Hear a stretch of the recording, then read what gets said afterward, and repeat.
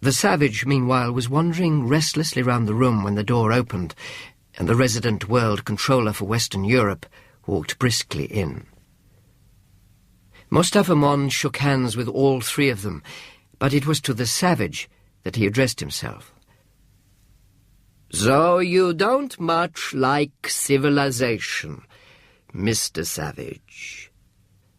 "No." Bernard looked horrified. What would the controller think? To be labelled as the friend of a man who said that he didn't like civilization. It was terrible.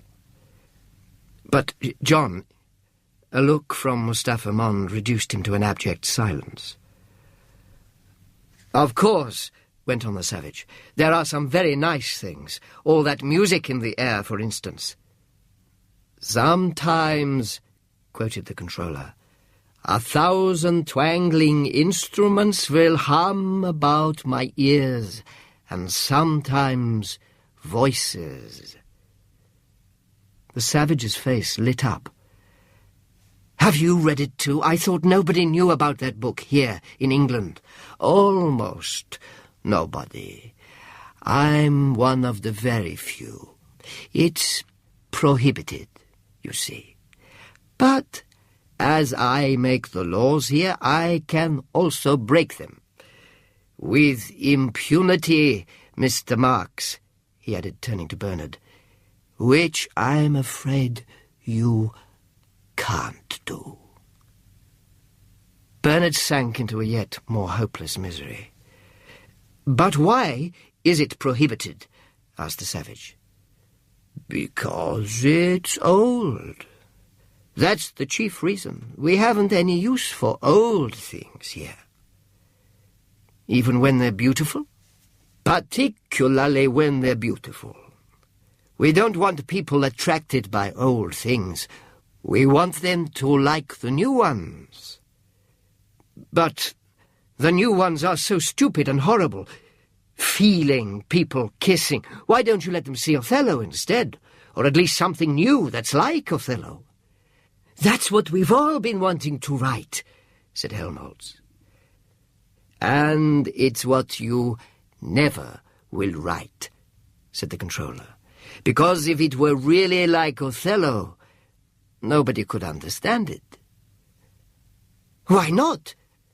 "Because you can't make tragedies without social instability. The world's stable now. People are happy. They get what they want, and they never want what they can't get. And if anything should go wrong, there's Soma. All the same, Othello's better than those Feelies." The controller agreed. "Of course it is. But that's the price we have to pay for stability. You've got to choose between happiness and what people used to call high art. We've sacrificed the high art. We have the Feelies and the scent organ instead. Happiness is never grand." "I suppose not. But need it be quite so bad as those twins?" He passed his hand over his eyes as though trying to wipe away the image of those long rows of identical midgets. "I see you don't like our Bokanovsky groups. I assure you they're the foundation on which everything else is built. But seeing you can get whatever you want out of those bottles, why have them at all? Why don't you make everybody an Alpha Double Plus while you're about it?" Mustafa Mond laughed. "Because we've no wish to have our throats cut. Imagine a factory staffed by unrelated individuals of good heredity, capable of making a free choice and assuming responsibilities. It's an absurdity. An alpha-decanted, alpha-conditioned man would go mad if he had to do epsilon semi-moron work. Go mad or start smashing things up? No. The optimum population is modelled on the iceberg.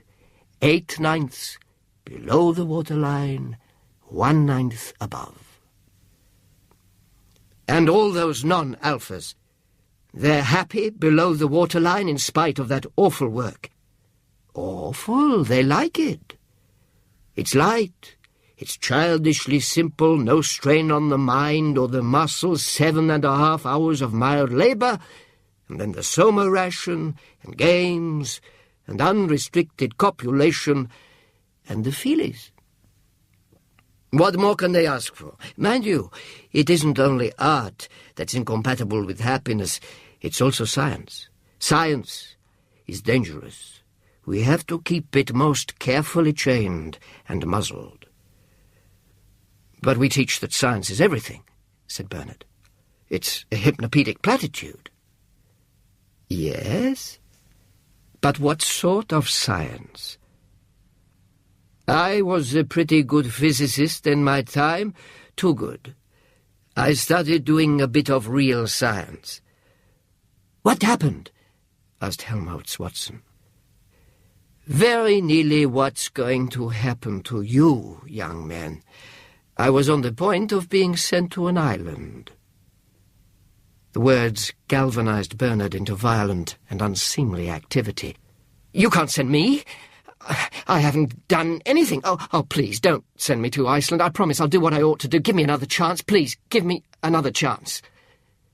The controller rang for his fourth secretary. Bring 3 men and take Mr. Marx into a bedroom, give him a good soma vaporization and put him to bed. The fourth secretary went out and returned with 3 green-uniformed footmen. Shouting and sobbing, Bernard was carried out. If he had the smallest sense, he'd understand that his punishment is really a reward. He's being sent to a place where he'll meet the most interesting men and women in the world. All the people who've got independent ideas of their own. I almost envy you, Mr. Watson. By the way, would you like a tropical climate?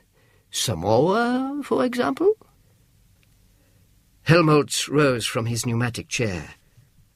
I'd like a thoroughly bad climate. I believe one could write better if there were a lot of wind and storms. The controller smiled.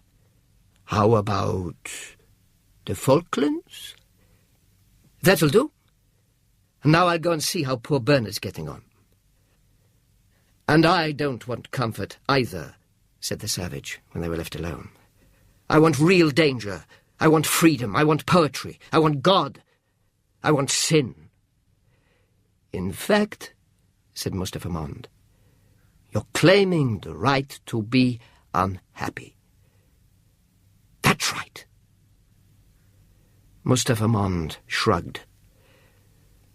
You're welcome.